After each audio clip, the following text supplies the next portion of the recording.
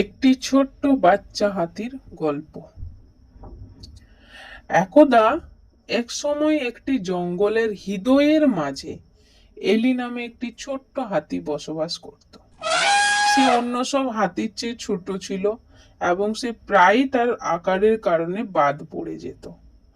একদিন এলি সিদ্ধান্ত নিল সে বড় হওয়ার দুঃসাহসীর যাত্রা শুরু করবে।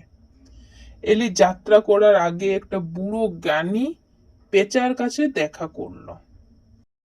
সেই জ্ঞানী বুড়ো পেঁচাটি বলল, তার সাইজ কোনো ব্যাপার না, এবং যেটা সবচেয়ে গুরুত্বপূর্ণ সেটা হলো অন্যদের প্রতি সদয় এবং সহায়ক হওয়া। সে আশ্বস্ত হলো না এবং তার যাত্রা চালিয়ে গেল। সে তার যাত্রা অব্যাহত রাখলো।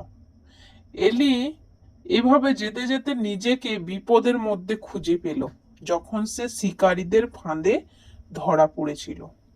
সে ফাঁদে পড়ার পর নিজেকে মুক্ত করতে পারেনি। ঠিক তখনই একদল প্রাণী তাকে উদ্ধার করতে আসে।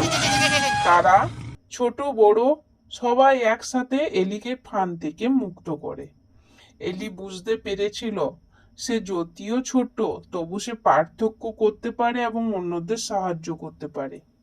এলি তখন বাড়ি ফিরে তার সে বন্ধু এবং পরিবারের সাথে নতুন পাওয়া অভিজ্ঞতার জ্ঞান শেয়ার করে।